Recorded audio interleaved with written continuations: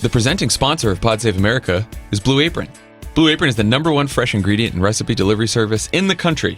Their mission is to make incredible home cooking accessible to everyone. They achieve this by supporting a more sustainable food system, setting the highest standards for ingredients, and building a community of home chefs. One of Blue Apron's featured farmers for the week Featured farmer is Tom Shepard, who'll be growing asparagus for one of this week's recipes, which is seared steaks in salsa verde with fingerling potatoes, asparagus, and radishes. Is it in one of those curb farms between the driveway and the yard, or is it a real farm?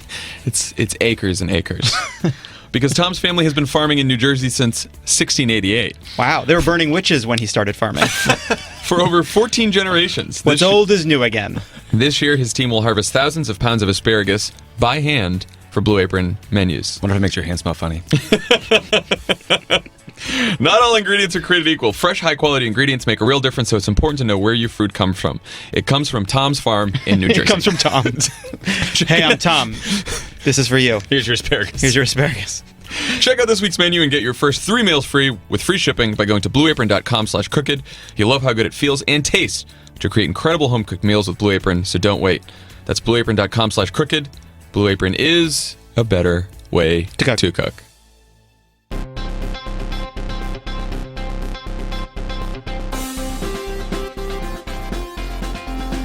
Welcome to Pod Save America. I'm Jon Favreau. I'm Jon Lovett. I'm Tommy Vietor. On the pod today, we have the senior senator from the Commonwealth of Massachusetts, Elizabeth Warren. I think it's so smart that she's coming on the show.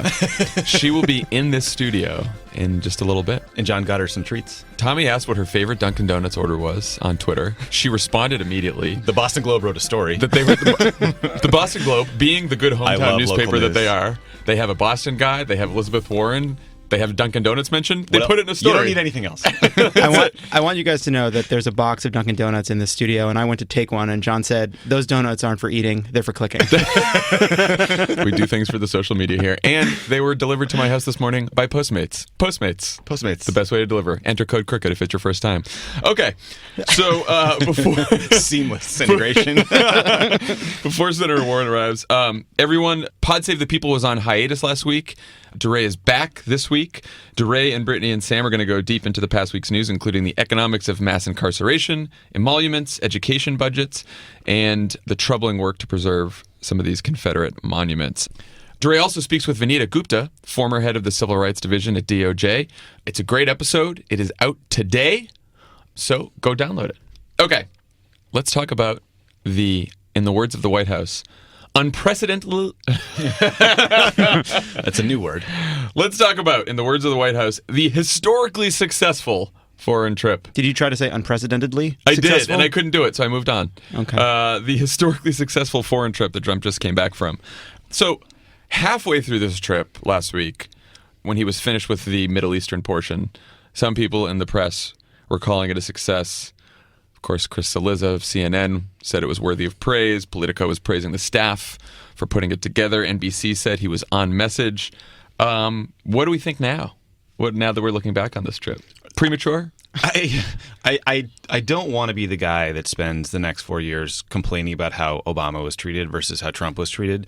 But we spent years being attacked for abandoning allies. Obama removed a bust of Winston Churchill from the Oval Office, and we spent 4 years hearing about how the special relationship was destroyed. He goes to Europe.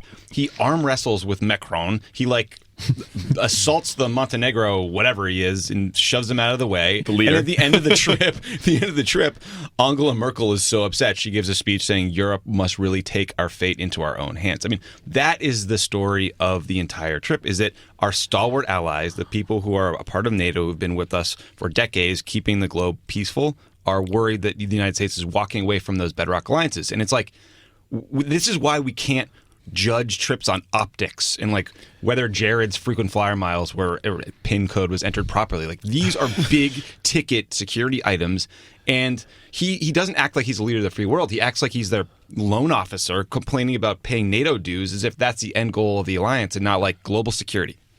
Yeah, also, it's to say that Trump was on message, he didn't talk to the press. It's he was on message by by literally standing there and wearing a suit? Like, is that what being on message is He's now? on message by like not having the international data plan on his phone, so he couldn't tweet. That was on message. Yeah, and by the way, a lot of people have made this point, but like if on message means consistency, then he was not on message because he went to the Saudi Arabia and he told them he wouldn't lecture them, and then he went to Europe and he lectured them all over the place. Didn't want to lecture the dictators. Did want to lecture the democratic allies in Europe. No, I mean, it's interesting because there's the smaller stuff, the smaller gaffes that Obama still would have gotten shit for if he'd gone into foreign policy. Like, and we didn't talk about like the orb. Who the fuck cares about the orb, Stupid. right? He did say like we just got back from the Middle East while he was in Israel, which made the Israel's ambassador like slap himself in the Ron head. Dermer. Ron Dermer, yeah. Right-wing Republican, Right. by the way. He's like, You know, he did like treat his note at Israel's Holocaust Memorial Museum like it was a yearbook message. yeah, like as a letter to See you next summer, Yad Vashem.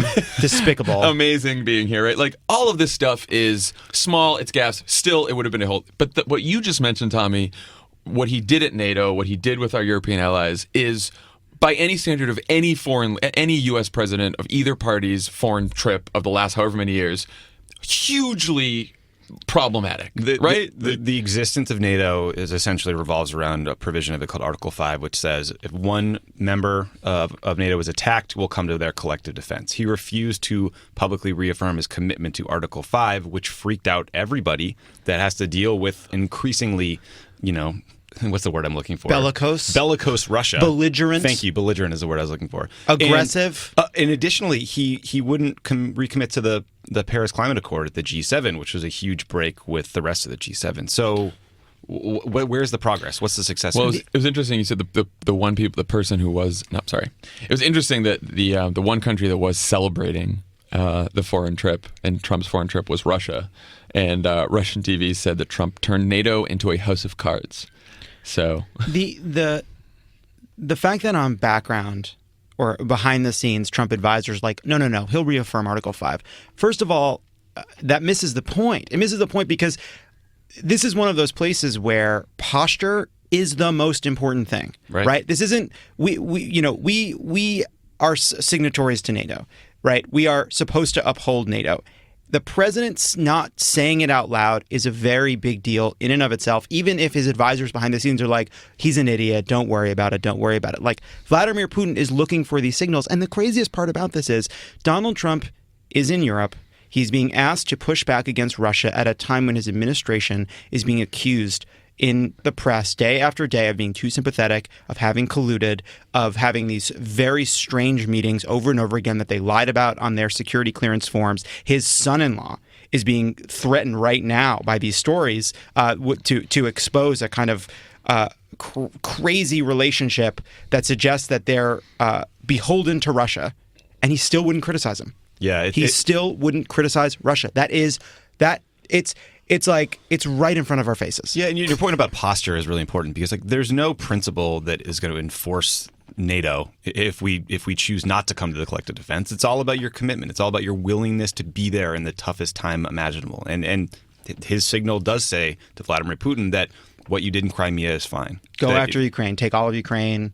Take a look at some of those Belarus, look at some of those small Eastern European countries whose capitals you learned in high school. What do we think about Macron there? He has this sort of white-knuckled handshake with Donald Trump, and he comments on it later and basically says it wasn't an accident. He says, quote, Donald Trump, the president of Turkey or the president of Russia, are of a mindset of power relations which doesn't bother me. I don't believe in diplomacy of the public invective, but in bilateral dialogues. And so, first of all, the fact that the president of France is lumping in the U.S. president with Erdogan and Putin is very unsettling. And another say he doesn't believe, but not unfair. He doesn't believe in diplomacy by public abuse as well.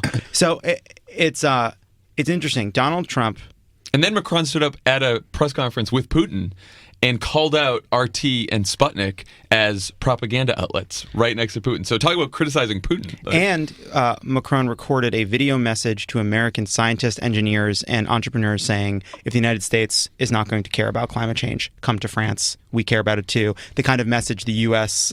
used to send to say we're a beacon of the future. We're a beacon of smart policies and economic opportunity. the thing that's so galling, right, is Trump introduces this childish used car salesman notion of masculinity to the world stage. You push people out of the way, you give them a tight handshake, you pull them in, you pat them on the shoulder. Because again, Donald Trump picked this shit up from 80s self-help books he saw on the shelf.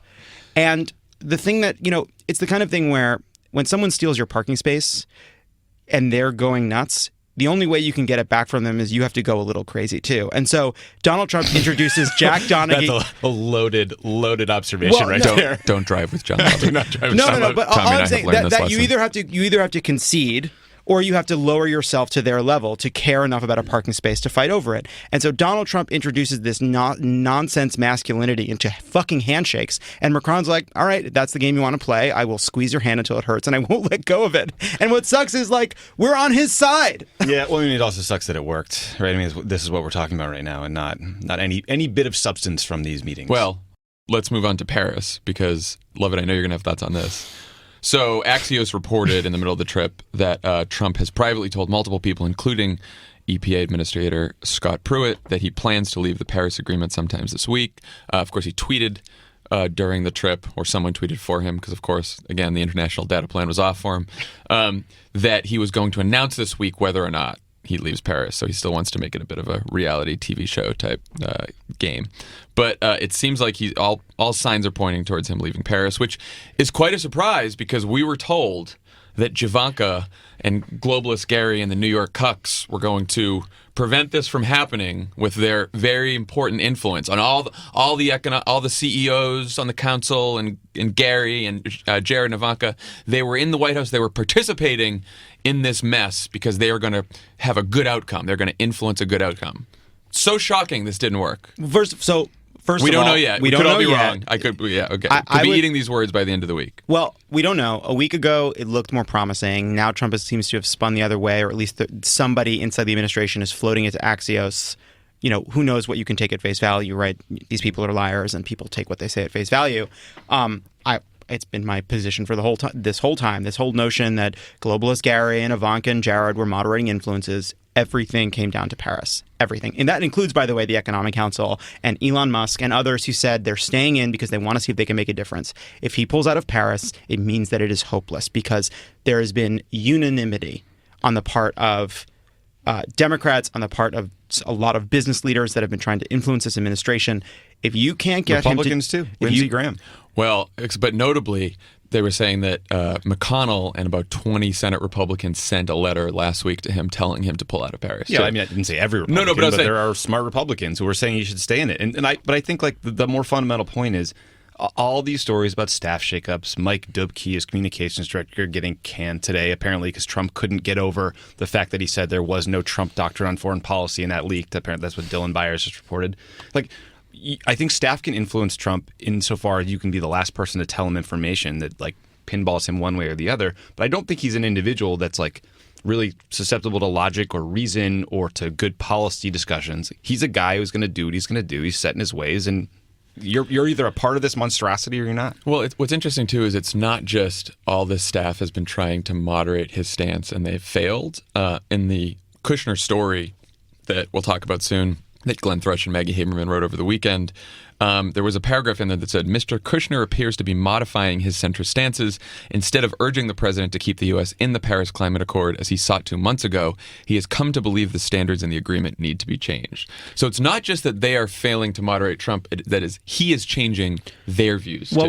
So we don't, again, like this is all, who knows what's going on behind the scenes. They are a group of people desperately negotiating even amongst themselves to try to influence a dotty old racist who's in decline and unable to concentrate. I mean, like, we're in a serious crisis, and one of the parts of this crisis is that Donald Trump is not persuadable. He doesn't have the mental acuity to focus on these questions long enough to come to a logical conclusion. So I again, like, it's a binary here. If they stay in Paris and they say as part of staying in Paris, we are going to continue to negotiate this, we're going to make adjustments, we're going to push for changes. If that was a way to get this thing over the finish line, I am fine with that. But it's 100%. If they could keep them in, they did a good job. If not, we'll never listen to them again. That's it. I'm done. We have clarity on that. Thank you, Tommy. Thank you. But I just hate this conversation about, like, Jared, is he good, is he bad? We just sort of skip over the fact that his policy depth is 120 days old. Yeah, right. Give or take. Right. This is a 36-year-old dilettante who bought his way into school, who lucked his way into a real estate fortune and a good marriage so far, and has to deal with the horrible stepdad that he works for, not stepdad, father-in-law, who's now his boss. I mean, he's not a real advisor. He's not someone who brings any kind of gravitas or knowledge or experience to the job. He's a kid. It's nepotism. And you know that's what, Steve Bannon gets in there and goes like, listen, I know Jared has your best interest at heart, but you going to listen to this guy? Rightly, and he's right. The penny loafer princeling. Princeling. So Glenn and Maggie's story about Jared, of course, stems from the news that broke on Friday night that during the transition, Jared had unreported meetings with Ambassador Kislyak, the Russian ambassador, and the head of a Russian bank, who I know, and love it or leave it, whose name we couldn't pronounce. And I still can't pronounce it. It's so long. No, the bank's name is quite long, but the guy's middle name is incomprehensible. I gave up on both of them. It sounds like Seb Gorka, though. It sounds like Seb Gorka, but it's not. No. So anyway, Jared had these meetings. He left them off as SF-86. Oops, by accident. Then reported them later. There was some reporting of this meeting earlier, but now we know he was reportedly trying to set up a secret channel of communication directly to the Kremlin using Russian diplomatic facilities. The first excuse from allies of Jared that wound up in the New York Times after the Washington Post reported the story was that this was all about Syria, that they wanted a direct channel to Flynn, from Flynn to Russian generals so they could fix the problems in Syria. Tommy, does that make sense? It doesn't make any sense. I mean, General Flynn could pick up the phone and call someone discreetly, and that's a back channel. You don't have to go to a Russian diplomatic facility and do this cagey end run around the intelligence community and the State Department and everybody else. The back channel has become this inflated thing. Like when Tom Donilon would fly to China to have meetings with their senior leadership, that was a useful back channel because it could be private, have a confidential conversation. He comes back, reports directly from the president. You don't need to do all this cloak and dagger bullshit. Well, the thing people keep part of the reason this is conflating two things is it's only a back channel from America. It looks like a regular channel from the Russian point of view. Yeah. It's not like he's going directly to Putin's house. He's going to a Russian facility to use their regular, ordinary communication system. So it's a back channel to keep things from America. It's not on the Russian side. It's just the normal thing. Specifically from American intelligence, from the State Department, from the Defense Department. And one thing that's worth pointing out about the intelligence community and DOD and state is there are a lot of people who, we would feel like we're had sort of a Cold War mindset, even during the Obama years. There's people who are deeply distrustful of Russia. It sounds like they, had a point. They maybe were right all along, but those are the people who maybe you're making an end run around. And that is incredibly valuable to Putin and the Kremlin because they don't want to deal with all those people and their skepticism and their cynicism. If they can cut a deal with Trump that's some relief on sanctions for fill in the blank. It doesn't have to be, the quid pro quo doesn't have to have happened. Right. It could happen in the future. They could be setting up a way to get something in the future, and that is just as dangerous, if not worse. So you mentioned the fact that the word back channel has sort of been conflated in this whole debate. I see a lot of people on the right now and on Fox and on other places saying, Obama had a back channel with Iran and everyone said it was brilliant and smart and a way to do diplomacy. So people know, what's the difference between having a back channel and what Jared did? Well, it starts with the fact that Barack Obama was president of the United States when we conducted secret negotiations with Iran. That's a big... and Jared is just Jared during a transition. That's a big caveat. I mean, I'm interviewing on Pod Save the World a guy named Bill Burns today, who's the Deputy Secretary of State, who, along with Jake Sullivan, was part of the team that led the secret talks between the United States and Iran that led to the Iran deal. That's an example of really useful private diplomacy. And that's something that's happened for decades. It's like trusted confidant of one president, trusted confidant of another president, and they can work things out and not go through the formal bureaucracy or have a Secretary of State come over with a press corps and have a big to-do that's formal and has talking points and cut through the bullshit. What they did is, in the way Lovett described, unbelievably cagey, that you would think you would go to literally Russian soil. Their diplomatic facility in the United States is Russian soil. Use their, what I assume they think is secret encrypted communications gear to communicate back. Ironically, in this case, it seems like we've penetrated those systems since it's all in the newspaper now. I'm not saying this from any knowledge, but you kind of got screwed twice here, Jared. Yeah. But I mean, what he's talking about is just it's unprecedented, and it's so naive to think that that's what was needed in this instance. Yeah, I mean, a back channel, by definition, is, we have interests as a country, you have interests as a country. There's a lot of complicated discussions that make it hard for us to get something done. Let's meet in a room. Let's have a conversation. Let's get rid of all the entrapments and just see if we can hammer this out.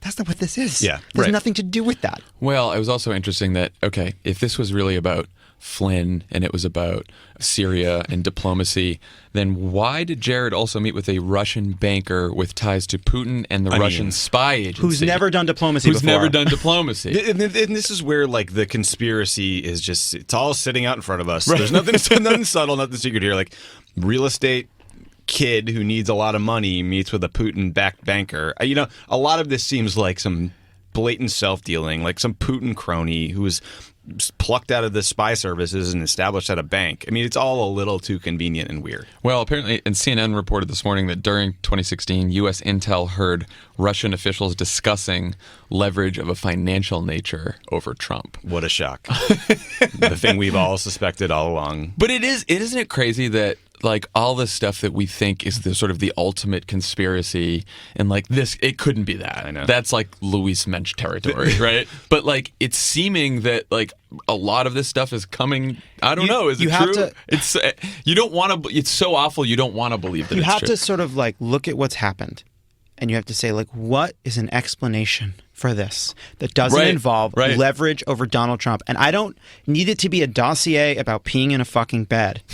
It doesn't have to be that. It can be something else. It could be something we've not. That would be, honestly, that would be better. It would honestly better for it to be a sexual picadillo than for it to be financial leverage over many members of the administration. Because at this point, we're looking at, Donald Trump has no scruples. He has no values. He's not approaching this from a sense of dignity or shame. He doesn't experience those emotions. And yet here he is, refusing to this day to say a bad word about Russia, giving Russia an open door to do all kinds of things in Europe. And again, like, this is what Putin wants, right? Putin wants this outsized influence on the world stage. The Russian economy is smaller than Italy's, it's smaller than South Korea's, it's smaller than India's, it's smaller than Brazil's. It is an incredibly crucial and important country. It borders like every hotspot around the world, 8 time zones. It does deserve an outsized bit of influence compared to its GDP. But Donald Trump talking about some crazy deal he's going to make in the future as a justification for his light hand with Vladimir doesn't make any sense. None of it makes sense without leverage. I mean, none of it. This is the laziest sort of policy proposal in foreign policies is like, well, I'll create a better personal relationship with this ex-leader, and then we can align on interests. And I think with respect to Russia, they are a petrostate that's dealing with a cratering economy, declining oil prices, and what Putin does is uses fear of another and views the world in zero-sum terms. So if he can cut down the United States or create chaos or make us look diminished in any way, that's a win for him. Can't build Russia up, got to tear the United States down. There you go. There you go. This is Pod Save America. Stick around. There's more great show coming your way. Pod Save America is brought to you by Helix. Night after night, 2 people lay in the same bed, hating each other. But when it comes time to buy a new mattress, only one gets their way. Until now. Until now, couples could not solve their mattress issues amicably. And now, with Helix Sleep, you can, where you can buy mattresses online, customized for both of you, for hundreds of dollars instead of thousands. Go to helixsleep.com, answer a few simple questions based on 4 key preferences, and the result will be a custom sleep profile used to build you the most comfortable mattress you'll ever sleep on. And the questions aren't even about, like, mattress toughness. They're more like, what kind of food do you like? What are you looking for in a partner? Are you happy? Your mattress will arrive at your door in about a week, and shipping is completely free. And it comes with a new partner. Are you sick of telling a mattress company how you're going to sleep? This mattress pairs you with somebody who wants the same level of thickness in the bedding. It's the Tinder of mattress companies. Helix. Swipe left. We are so far off the rails. Oh my God. Helix customers report a 30% improvement in overall sleep quality. and romantic happyiness. Do you have think 100 that there are nights. some people who are like, I have this mattress set for both my partner and my mistress? Oh my God. You have 100 nights to try it out, and if you don't love it, they'll pick it up for free and give you a full refund. No, Is Helix I know where the joke is on that one. Is Helix the one that arrives and explodes out of the box? It does. Cool, Yes, cool, cool, it's cool. cool. It's awesome. Anyway, everyone from GQ Magazine to Forbes are all talking about Helix Sleep. I don't like that they put in other validators. We're telling you to get it. We're the validator. We are the one who knocks. Go to helixsleep.com/crooked and get $50 off your order. You know what we should mention is that Mattis was asked during a hearing, what keeps you up at night? And he said, I am the one. He said, nothing keeps me up at night. I keep other people up at night. Helix mattress. It was a good answer. helixsleep.com/crooked gets you $50 off your first order. That's helixsleep.com/crooked. Pod Save America is also brought to you by Betterment. Investing involves risk. Betterment is the largest independent online financial advisor. The service is designed to help improve customers' long-term returns and lower taxes for retirement planning, building wealth, and other financial goals. Betterment takes advanced investment strategies and uses technology to deliver them to more than 250,000 customers. Based on the information you tell Betterment, they make tailored recommendations on decisions like how much to invest, how much risk to take in on your portfolio, and the type of investment account you should have. Everything they do is designed to lower taxes and increase returns.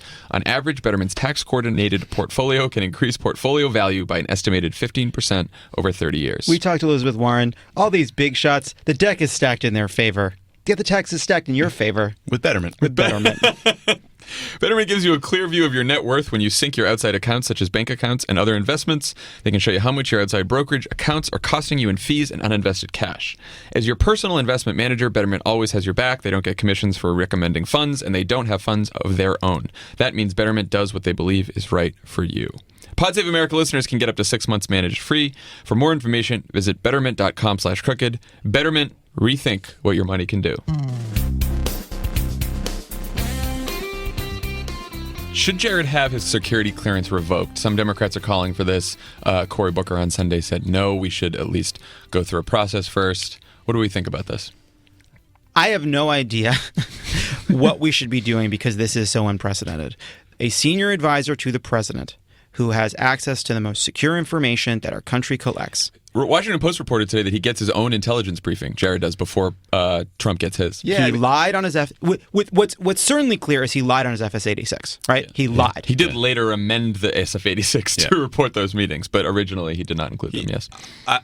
The piece in the Post about how Trump gets his PDB was interesting. The chilling part to me was imagining Jared sitting on that couch as because that's, it's one thing to get an intelligence assessment. It's one thing to have top secret clearance or access to, code word level compartments or special access programs. Like to sit in on that PDB every day and get the most up-to-date intelligence picture constantly. You need someone that you trust completely. And I don't think he's given us any reason to trust him completely in the same way General Flynn has not. And so should they strip his clearance? Yes, of course. Of course. Absolutely. He's a little dilettante. He shouldn't be in the goddamn PDB in the first place. He's a 36-year-old real estate punk. Suspend it and then take a fucking look at it. I'm not saying you can't get it back if all this turns out to have been innocent, which is hilarious. Well, but what are we doing here? Let's also remember that it's a risk question. Over the weekend, since the story broke on Friday, the White House has not refuted the story. Right? No comment from the White House or from Jared's lawyers are saying that it's false. Which is a first for them, actually. Yeah. Did you see that Fox News ran a story without a name? Yeah. One source, no name. Catherine Herridge just too embarrassed to slap her name on it because she's been their stenographer for a long time. It was written by the website itself. It's the emergent consciousness of Fox News Nation. You know what, too? All the stuff with Hannity last week, a bunch of people are tweeting Fox News has some great journalists who work there, but Hannity, blah, blah, blah. You know what? At this point, we can count the real journalists who work at Fox News on one hand. And people I can name them. Shep Smith, I guess Chris Wallace, maybe a few others. You guys are the cover for an evil organization, and if you don't leave, you're fucking part of it. It's just so clear that you're part of something evil. Yeah. But back on the security clearance question, it's not something I thought a lot about until I saw that Booker thing. Same. But it's just a question of risk. If there's any chance that he could have been misleading, if there's any chance he could be blackmailed, if there's any chance that we suspect he could be coughing up secrets, I don't think he's a spy. I don't think he's a double agent. I think he's in over his head. But I don't get why the goalposts have moved so far in terms of allowing these things to just continue that we're not doing the basic things to protect our country. And it's not as if we haven't been through this before. Russia has spent decades trying to develop people to help influence and gather information on the United States of America. And even if Jared Kushner doesn't realize it, he could have been completely compromised. Yeah. He doesn't have to know that he's doing it. That was the John Brennan line. It was like most people who are on the path towards treasonous behavior don't know until it's too late. That was like, quite a holy line. Shit, John. Also, let's remember that Paul Ryan called for Hillary Clinton not to have a security clearance after James Comey said he would not be prosecuting her for any kind of crimes. I mean, the boundless hypocrisy. I can't. I thought I would just dangle Paul Ryan over the conversation just to kind of see if Lovett can jump over the desk. You know, it's become so routine to see these people fail to do their jobs. Like, this is not. It was not inevitable that Paul Ryan would capitulate his role this much. It was not automatic that we'd be in this situation where these endless stories about the compromised White House and these idiots and these nefarious doings that would have absolutely no consequences on the Hill. There's just no rule that said they had to do it this way. And look, we pick on Paul Ryan all the time, as we should. But Bob Corker, right, head of the Foreign Intelligence Committee in the Senate. One of the supposedly, I'm not going to call him moderate, but let's call him a mainstream conservative Republican, hopefully an adult, yeah. First of all, he puts out this statement after the foreign trip saying, smashing success. I called President Trump and told him what a great, wonderful job he did putting this whole thing together. Bob Corker went to the Capitol steps and released doves. He was so happy. And then on the Jared thing, he said, look, he seems like a great guy. Let's just hear him out. I'm sure there's a great explanation for this. Well, and Lindsey Graham's first thing, I don't know if I buy this, right? John McCain said he was troubled by it. Oh, yes. John McCain's endlessly troubled. Right. And of course, usually what happens with Lindsey Graham is he says the wrong thing, then McCain says the right thing, even though McCain doesn't do anything, and then Lindsey Graham sort of catches up with John McCain's position a week later. So I guess we'll wait for Lindsey Graham on that. It's like a fucking mock trial team. Can I read you guys a quote from Bob Corker? Sure. Those around the world who are looking to the United States for support against intimidation, oppression, or outright massacres have learned a tough lesson in the past few years. This U.S. president, despite his bold pronouncements and moral posturing, cannot be counted on. The president's empty promises and unreliability are at their most acute in Eastern Europe. That was an op-ed about Barack Obama. That was not about That was not about Donald Trump. And he's a Republican, but he's also one of the people who is sort of seen by the elites in Washington as an adult, who's someone he's a policy wonk who will do the right thing. He's been bipartisan in a number of ways.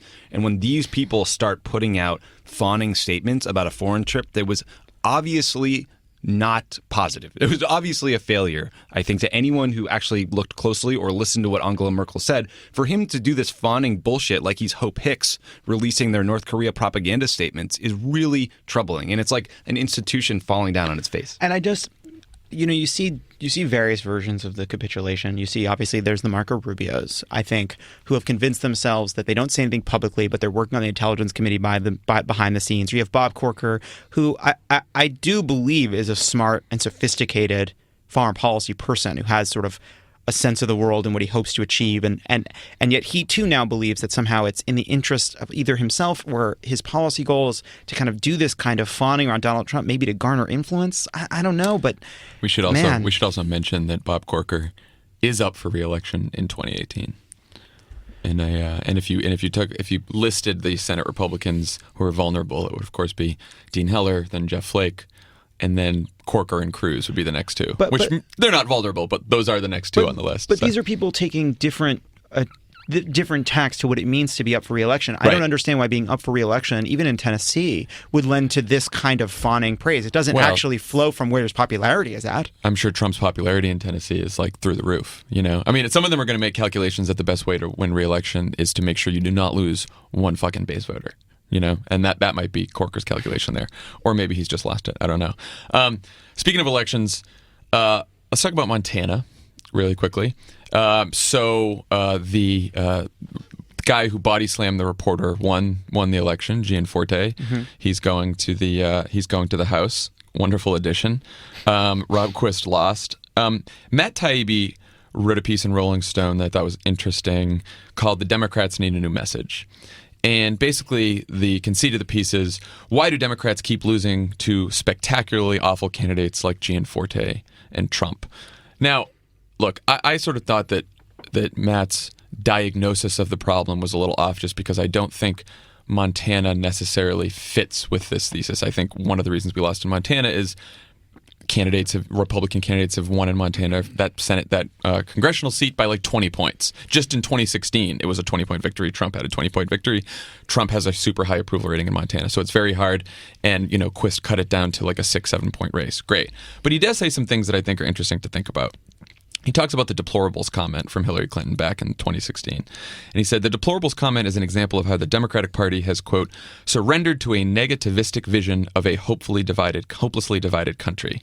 And he said, Republicans are worse, but just because, quote, Republicans win using deeply cynical and divisive strategies doesn't mean it's the right or smart thing to do. And basically says that Democrats can't just go into elections trying to attack, and tear down a Republican opponent and tell everyone how fucking awful that Republican is, that we need to start pushing through a positive, message. What do you guys think of that? Yeah, I think, sorry. No, I was talking to Matt McKenna, who was a Bill Clinton staffer for a long time, friend of the pod. He's also from Montana. He's worked for Montana politicians. He did some work on this race. He would argue that their message was healthcare and public lands, and that would have been the message for any candidate. Yep. He would also point out that they had a budget, and then they raised like $6 million in the last month when voting started. So I do think it's drawing a broad brush from this race to any number of others is probably dangerous. There is appropriate caution here. Like, you also mentioned the Nina Turner comment about no one in Ohio cares about Russia. We don't want to go down the rabbit hole too far. Like, politics is about helping people. It's about healthcare. It's about economics. But I also don't want to overcorrect the wrong way. Like, we're not TV executives trying to water down our message and talk about the thing that will appeal to the most people. Like, some stuff just matters. And like, I think whether it matters to people right now or not, it matters. Figuring out if the President of the United States lied to the country matters. Figuring out if there's collusion between his team and a foreign country matters. And the fact that they're blocking that effort to figure it out matters. And guess what else didn't matter to the American people until it was repeated to them a million times? The Benghazi attacks, right? That is an issue.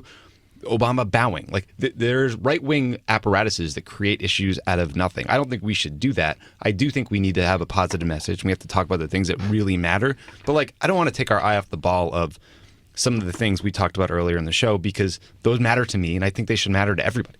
Yeah, it's really tough because, like, on one hand, I see the post story Friday night about Jared, and I'm like, oh fuck, these people are going down. Like, this is a big deal. We got to talk about this. But there's a part of me that's like, damn it, on Monday I'd rather be talking about what's happening with the healthcare bill in the Senate and how we can stop it from becoming law, and talk about some other economic issue that actually matters to people. I would love to be talking about all these issues, and I don't want to just get people caught up in hoping that that Russia is an easy way out for us, right? That, like, we can just wait and hope, and then suddenly this whole administration will go down on its own malfeasance, Yeah. But yet, like you said, Tommy, like, some things that might not matter to the public still might matter right now for us to focus on. I don't know. It's a very tough. Yeah. So I think that there's two things here. There's larger questions about democratic vision, and then there's smaller questions about tactics in any individual election. Like, so the point he makes about we shouldn't be as cynical as Republicans, I actually don't think that's been our problem. I think our problem is that we've been pretty naive in that we thought, we could appeal to people's better instincts. We could talk about love trumps hate. We could talk about how vulgar and crass and racist Donald Trump is. And it turns out that wasn't enough. It's not enough in any election. It wasn't enough for Hillary Clinton to become president. That doesn't mean that those issues aren't really, really important. But I feel like part of what we're missing, and I think the thing that Taibbi's getting at here, is we need a larger vision that we can come back to over and over again. There may be weeks we spend talking about Russia, and that's important, and maybe weeks we talk about whether or not the president is corrupted and is under the thumb of a foreign government. I think that matters. I think we need to talk about that. But when we're finished saying that, what are we going to do? And right. I think the bottom line, we just do not have a coherent, compelling story. about what we're going to do that's more than just stopping them. Well, I think the smartest thing he says in the piece is the largest group of potential swing voters out there doesn't need to be talked out of voting Republican. It needs to be talked out of not voting at all. Right. Right. And that's the sort of the people that we're after here, right? Is people who not Republicans who are not going to get anyway. I mean, like if you saw Gianforte fucking body slam a reporter and all the other horrible things that he did in that race, endorse Trump care and all this, and you say like, no, I still want that guy. I don't know that we're going to reach you, but we at least have to try to reach some of the people who decided like, they both seem like awful candidates. I don't like the Democratic Party. I don't like the Republican Party. I think politics isn't for me. I'm staying home. Yeah, I mean, and that's a big group of people. We had this giant primary, right, between Bernie and between Hillary, and it was a debate over fundamental questions about what the Democratic Party stands for. But even in that debate, a lot of it wasn't around a positive vision for what the country should look like. You know, Bernie has a critique around Wall Street and power and influence, about getting money out of politics, about raising the minimum wage. Hillary Clinton had a kind of adopted a lot of that tone, but kind of a more practical version. But even that is about stopping bad things. It's not.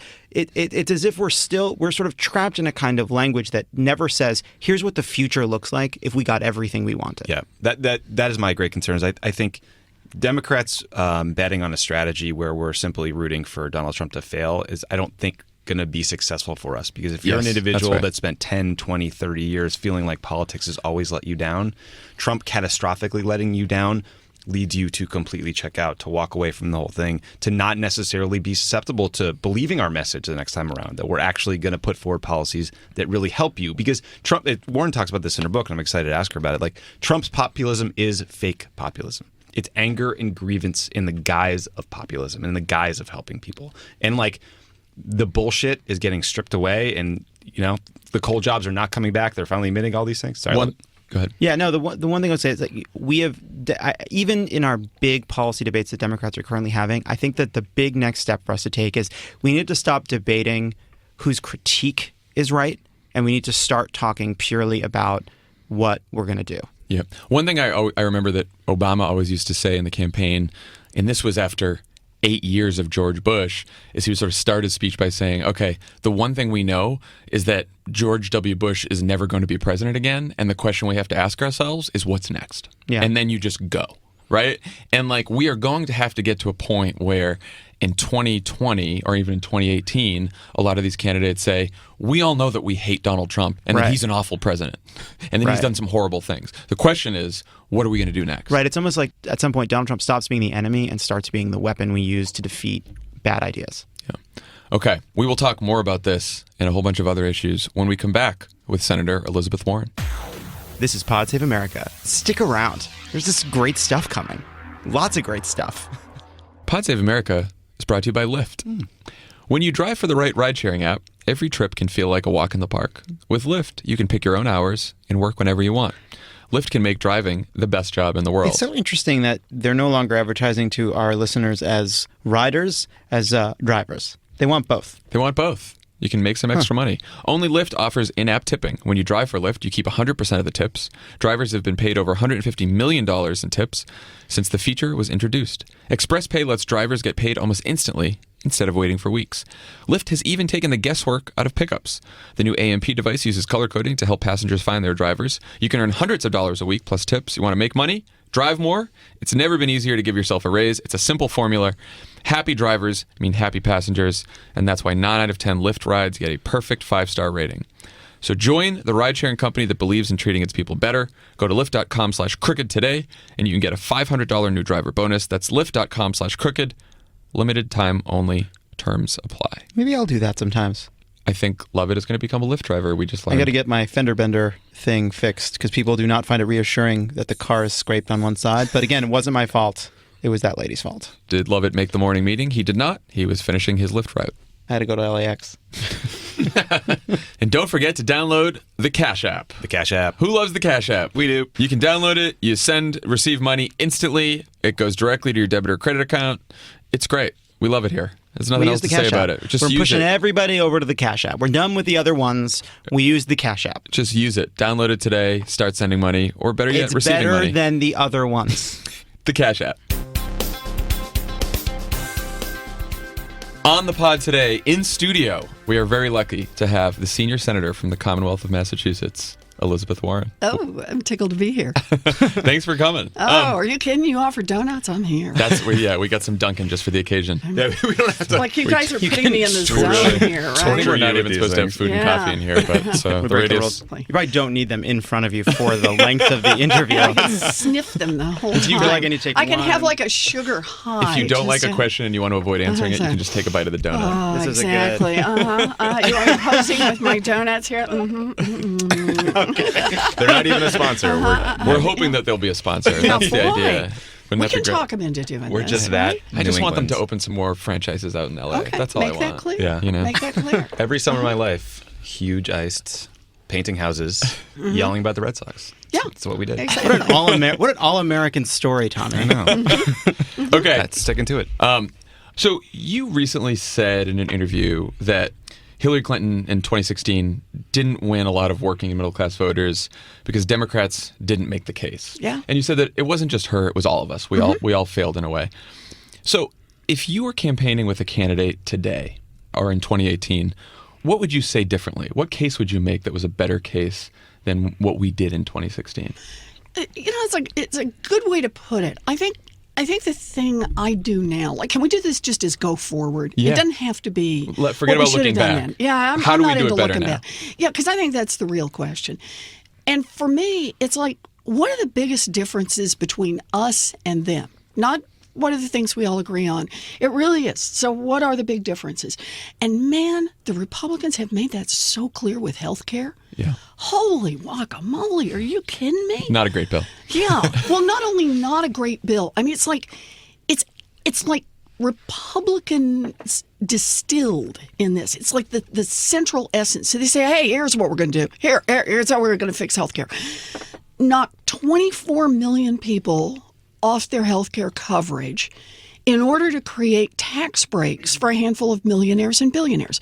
Drive up costs for middle-class families, for working families, for people over 50, so that we can give tax breaks to a handful of millionaires and billionaires. Oh, and just in case, because that wasn't enough to make it through the House the first time, I know, let's make it so that you can charge people who have pre-existing conditions a lot more, knock them off insurance, people with mental health issues, people with substance abuse, so that we can give tax breaks to a handful of millionaires and billionaires. Well, to me now, man, there it is. Let's run on that one. Let's run on that one, because that one tells you what Republicans care about, and that is it's the second half of every one of those sentences, so that we can give tax breaks to a handful of millionaires and billionaires. And let's talk about what Democrats stand for, and that is how we get health care coverage for all of America, how we get better outcomes at lower costs. That's our job, and that's the difference between the two parties right now. Well, and what do we say about that? Because, there's going to be some people out there who say, yes, I hate that bill. I don't like Trump care. I think it's garbage. But under Obamacare, my premiums were still rising too fast. I still couldn't afford it. My deductibles were too high. What are Democrats going to do to fix the healthcare system? So look, there are two ways you can do it. One is you can say, I'm going to be the technocrat here for a second, say, yeah, no kidding, your health care bills are going up. Because right now, I mean, Blue Cross and Blue Shield, right, just announced they got to charge the maximum amount because they think that Trump and the Republicans are going to cut the legs out from underneath them and change parts of Obamacare that won't let them cover their costs. But I don't think we want to go weeds. I think you just go high and say, you're right, we want to do more. But here are our values, here are our goals. We want 100% coverage for everyone, and we want it at the lowest possible cost. There's a lot of ways to wring cost out of this system, and we are on board to do that.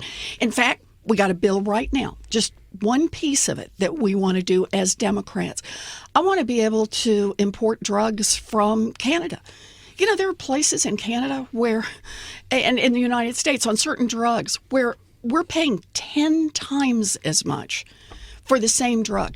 If we could import drugs from Canada, same kind of safe drugs from Canada, man, you bring down costs for families, you bring down costs for insurance companies.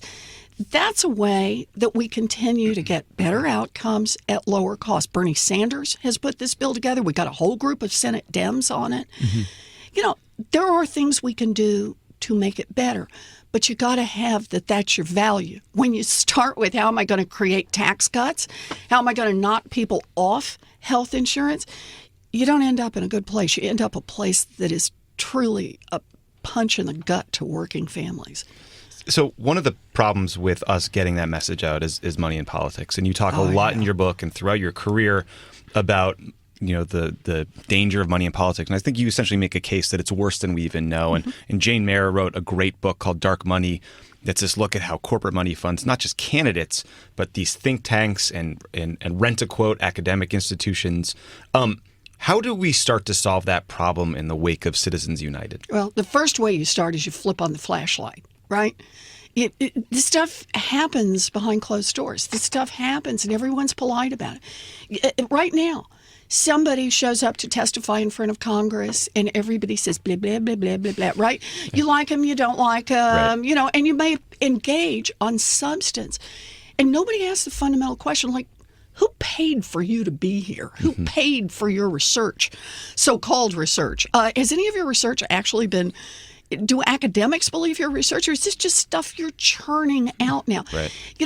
I tell the story in the book. I talk about asking a question about one of the experts who came in front of us, who was talking about a whole thing about whether or not your investment advisor ought to be able to recommend products. Are you ready for this? That improve the economic well-being of the investment advisor, or whether or not they ought to have to put the customer's interests first. And this guy purports, this expert, and he has these fabulous credentials from a fabulous think tank. And he purports to say that, his research shows that if they're not allowed to take kickbacks, that this could cost the American people $1 bazillion. And there was just this funny little bottom, little half a footnote kind of thing on where that work had been done. And I start pulling this thread. And it turns out that one of the actors in the industry that stood to lose a lot of money had paid for this study and had pre-reviewed the study and had some kind of input into it. And then they had used the name of the think tank to just... he had attached himself to that, and it all looked like it was straight up research. And I use that just as an example in the book of the insidious ways that money floats through. But here's one of the points I actually make in the book, is that when I called him out on it, there were a lot of folks in Washington who thought I somehow was the one who was out of line, that it was the, like, you're not supposed to talk about that. In polite company, you're not supposed to talk about that sort of thing. And so that's why I say the place you start is, man, you gotta call it out. That's the first place, not the last place, but it's the starting point. So I read your book over the holiday. I actually listened to it. The book is This Fight Is Our Fight. I listened to it at 1.5 speed. How did I sound at 1.5? Great. I think I talk at 1.5 anyway. So now you seem like you're talking quite slow, but I think that's on me because I got used to it. Okay. So I think that you tell this pretty conclusive story, right, about 30 years of deregulation, of tax policy being tilted towards the rich and to corporations, about influence of money in politics, of influence of lobbying and paid experts, et cetera, on the process by which we make laws, and that seems to be the center of your diagnosis of the problem. And one thing that I was actually surprised about is it seems like a lot of the diagnosis is, if we fix these things, right, if we can get the money out of politics and then we can put some more money into things like research and infrastructure, we can raise the minimum wage, we can tilt the regulations against the banks more as opposed to what they've been lately, and then we can have a strong middle class again. And what I found interesting about that is that you kind of hear there's a second debate, and one that's about automation, globalization, the consolidation of big companies. And my question for you is, if we solve all your problems, let's say we get the kind of Congress we want, and we push back against the banks, and we raise the minimum wage, and we put stronger regulations and cops on the beat, don't we then have to turn to these larger structural forces? Totally, we have to turn to them. But here's the point I'm trying to make. If you don't have a government on your side, those problems those problems will kill us. I mean, they really will, both literally and figuratively. It's only if we have a government that works for us that you can harness these other forces and make them work in ways that work for working families. Look, we've had innovation and change in this country for a long, long time.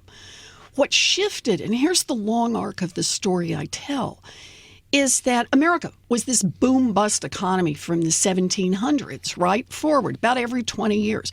The economy would be okay, and then it would get stronger, and then it would get more strong, and then it would get bigger, and then it would all play. That's my radio sound stuff. Right? Like that.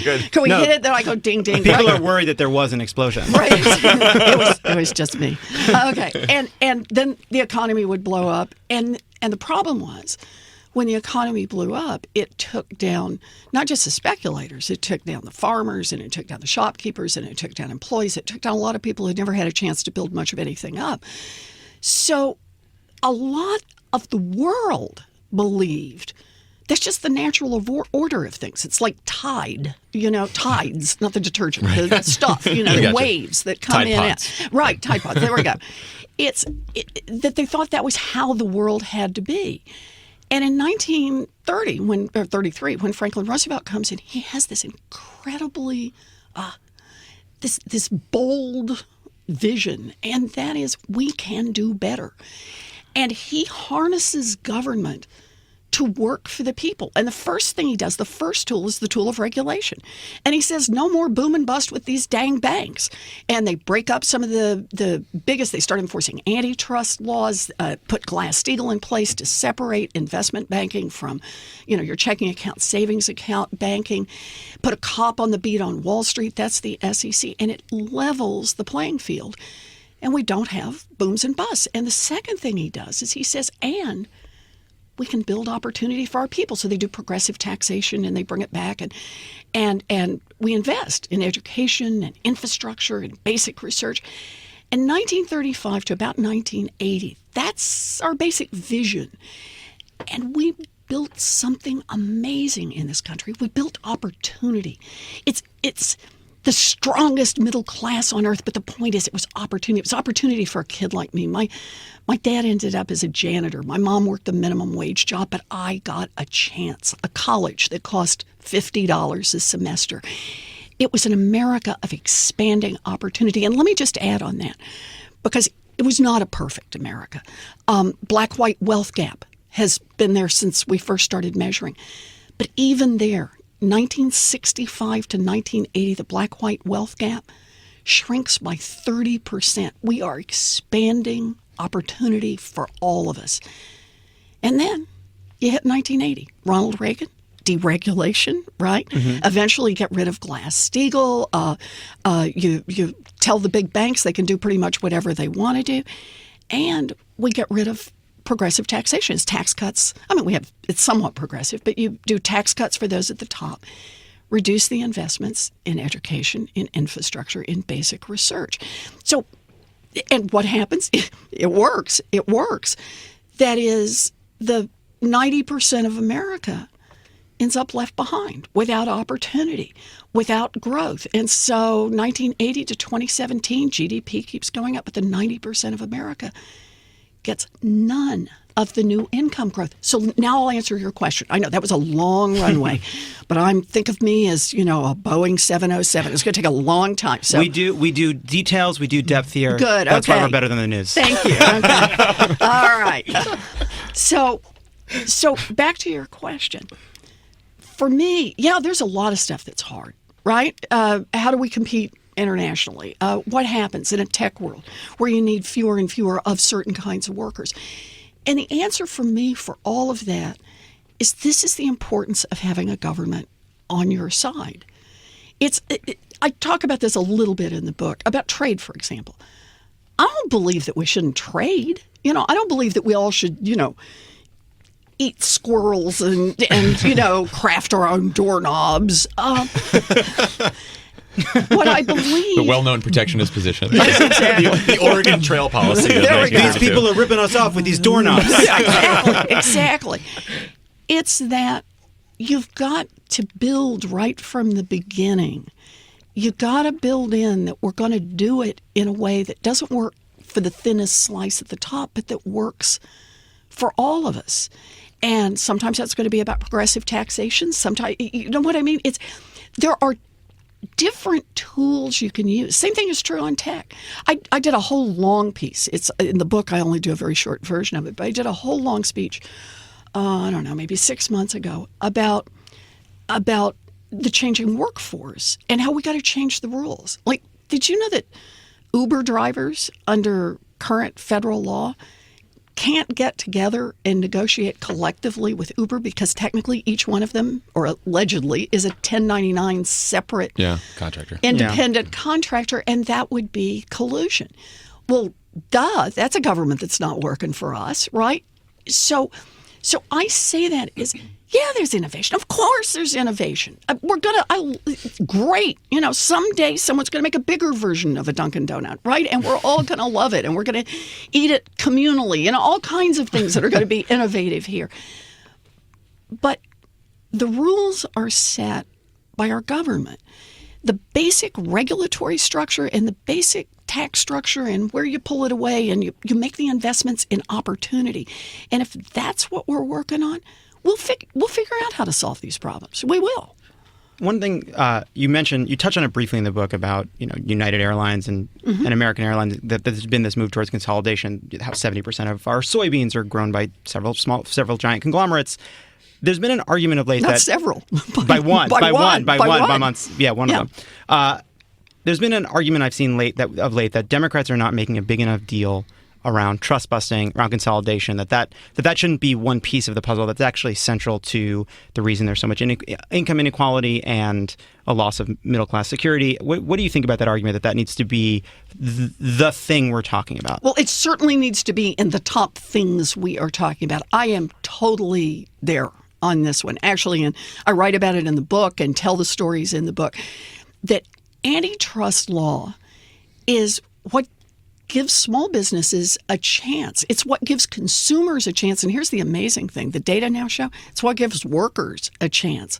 That as we get more and more consolidation in industry after industry after industry, the power of workers, the power of consumers, the power of small businesses to innovate, to create, to do something new shrinks and shrinks and shrinks. And the humongous, right, just takes up all of the space and rolls over everybody else. It's why we passed antitrust laws more than 100 years ago. But how much they're enforced, very much there's been ebb and flow to that. And it's been a lot of ebbing over the last 30 or so years. You've seen Democrats be willing to say, I'm against this merger, but I feel like there's a timidity. I don't see a lot of Democrats out there saying we need to break up the cable companies, we need to break up the airlines, we need to break up the big agriculture businesses. Do you think that's the next step we need to start taking? Yeah, I do. I think we need to talk about that. And as you rightly say, in the book, I give a lot of examples of this. We've got to be more willing to say, wait a minute, what's happening in America? There are 3 drugstore chains now, 3 in all of America, and they have 99% of all drugstores in America. Think about that. Yeah. And here's the deal. 2 of them are about to merge. So we're going to go from 3 down to 2. And the people who are supposed to be acting on behalf of the rest of us, the regulators, the Department of Justice that's supposed to look at that, has just been incredibly soft on this. Has been their merger approval policy. So we talk a lot on this podcast about the sort of lingering divide in the Democratic Party. 2016, you didn't endorse a candidate in the primary. You then endorsed and campaigned with Hillary Clinton. When you did that, you still got some flack on the left. Some supporters called you sellout, all that kind of stuff. I don't think there's any member of the Senate or the Democratic Party more aligned with Bernie's philosophy, views, style of politics. Are you worried at all about sort of purity tests in the party going forward, or this divide, or how do you see that moving forward? So I see this as a moment of such energy. Mm-hmm. And let's face it, the energy is in progressive politics right now, and it's in progressive issues and progressive ideas. And here actually is a great example of that. Back before the election, before we even got into the primaries, there were 5 of us in the Democratic caucus who signed on to a bill to raise the minimum wage to 15. Now, okay, we didn't get it passed, but the point is 5 out of 100, or if you want to just do it on the Democratic side, right, 5 out of whatever we had at that point, 50, 48. Yeah. It shrinks all the time. It's hard to keep track. Yes, I know. Come on. That's not funny. That's not funny. But now we just reintroduced that bill, and we're up in the 30s. Yeah. Think about that. Okay, 30s is not the majority, but man, that's a pretty good climb in a period of time. And the way I see that is that's the energy. We've put those ideas out there. All of America heard Hillary and Bernie debating minimum wage. That's what we talked about on our side. The clown car on the other side, they were doing their, tiny hands and sweaty stuff and all that. And we were debating things like minimum wage, right? And the best way to approach it. And now we've got 30 plus senators saying, hey, that is now enough that I'll go home in my home state and say, yeah, that's what I'm going to be for. That's what I stand for. And that's how you make change. That's where the energy of our party is. I'm sorry, I just want to ask one follow-up on the minimum wage question. Sure. Because one thing that goes separate from wages is reliable work hours. You talked about it a little bit. Yes. I've seen a lot of people starting to talk about this problem. Is there an answer for how you get the companies? It seems like it's a more subtle issue, right? Predictable work hours for people that are on sort of wage jobs. Right. So I'm glad you raised this. One of the things I talked about in the book, because I try to draw the contrast between these two time periods when basically government was about building opportunity and working for working families, and then when government 1984 it became something that worked for those at the top. I mean, that those are the two shifts over time. But I talk about my mom, that my dad had a heart attack, is out of work for a long period of time. We had been a paycheck to paycheck family, and boy, without the paycheck, man, it got rugged out there, and we lose the family station wagon, and we are about to lose our home. When my mom puts on her best dress and her high heels and her lipstick, and she walks to the Sears and gets a minimum wage job. And that minimum wage job saved our home and saved our family. And it's an opening scene for me in the book, because it's such a moment to realize that story is about how hard my mom worked, but it was also about an America that had set the minimum wage at a place where a family of 3 could survive on a full-time minimum wage job. So I talk about the importance of the difference between a 7 1/4, and being up if we were at 15. But also, when my mom went to work, she got 40 hours if Sears was busy, and she got 40 hours if Sears wasn't busy at all, because that was the deal. It was a 40-hour-a-week job, week after week after week, and Sears took the risk of the ebb and flow of business. And I also tell in the book, as you know, the story of Gina, who works at Walmart, and in many ways much better equipped to deal with the world than my mother was. She has a college diploma. She had several years of experience. She manages a department an area at Walmart, and yet fights every day. It's not just her paycheck, her hourly, it's getting the hours. And how her manager, in her view, uses hours as a way to punish and reward and keep workers in line. And how this has become not just an economic issue in the sense of, can you get enough hours to be able to make your house payment or your car payment or your apartment payment and put food on the table, but how do you go back to school and how do you go to community college and upgrade your skills? How do you deal with childcare when you don't know one week to the next whether you're working on Tuesdays and Thursdays or Mondays and Wednesdays? And this has been a real shift of risk from what used to be the company that was better able to absorb it and had more resources to absorb it, off to the workers and just say, man, you're out at the end of the string, and the manager will pull when the manager feels like pulling, and you have to be there. So I have a bill that's pending, and I've got some co-sponsors on it, about scheduling, that just, in a sense, it just asks for some of the most basic things, that you can't fire somebody for asking for a different schedule. I mean, it just tells you where we are right now in America, that's the kind of stuff you've got to look for. Or that you when someone asks for a schedule so that they can go back to school and it would have no impact on your business, you got to make it a priority to give it to them. It tells you how little workers have to bargain with in America right now, and how much government has zoomed in on the side of the rich, on the side of the powerful, on the big tax breaks, on the big mergers. Let Walmart be gigantic, and then again, and let it roll over all the local businesses. And that there's just been nobody to stand up for working people. And we got to fight that back. Senator, I think we have to make this last question. Oh, fiddle! But, Come on. So we can keep And then going. it's We can keep donuts. going if you can keep And going. then Keep it's going till your donuts. staff drags you out of here.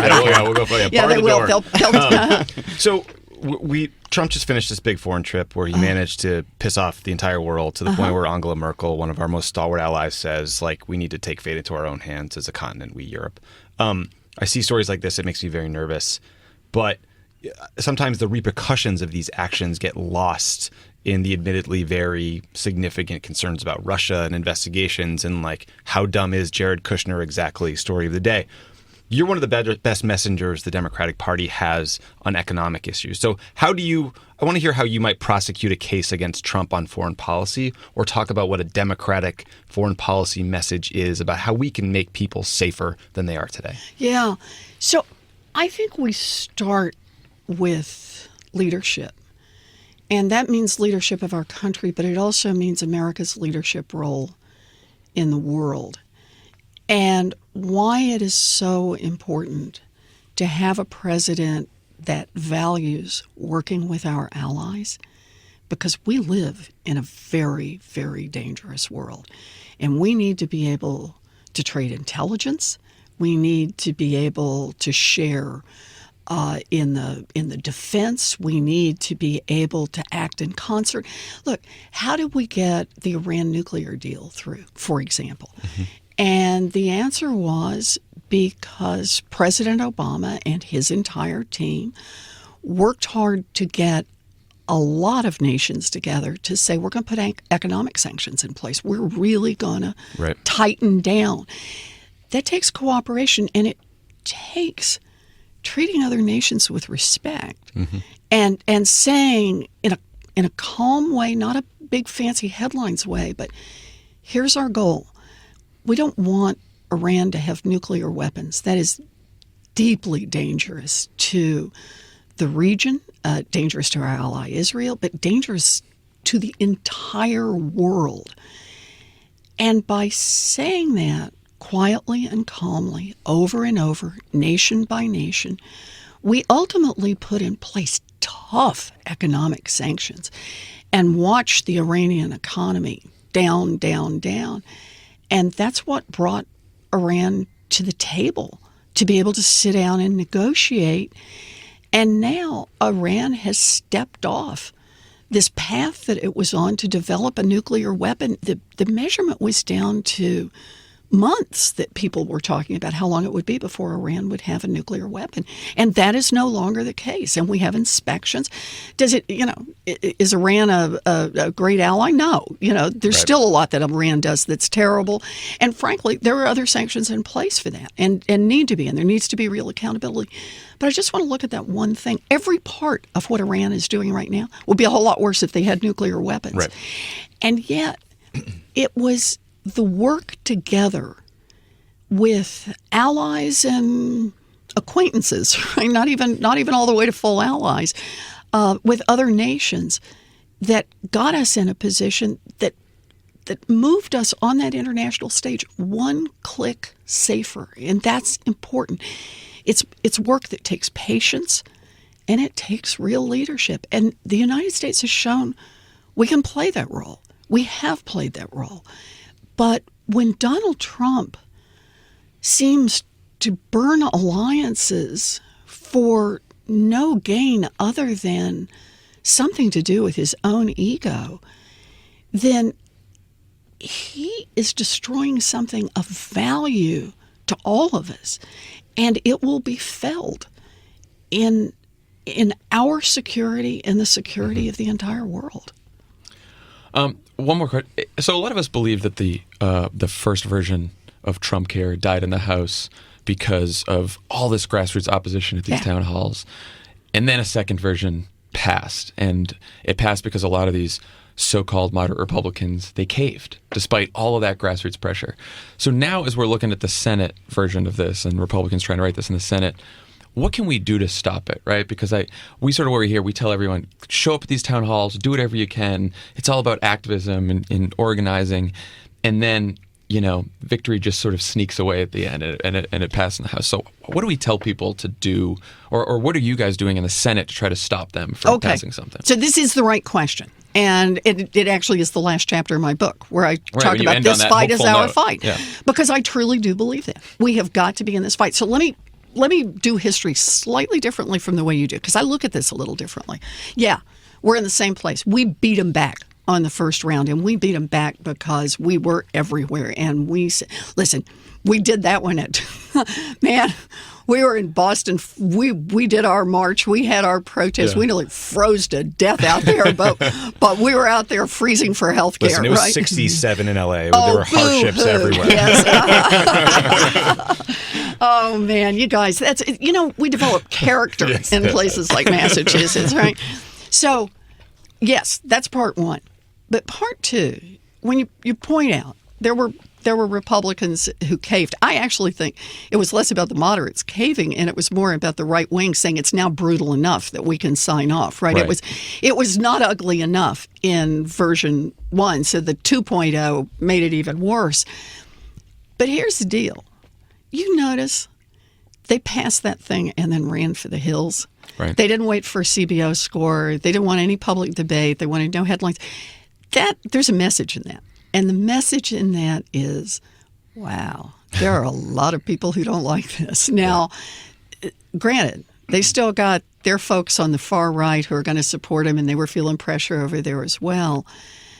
But I don't read the way they handled this as saying they don't care about the pressure that we brought to bear. I think they care enormously.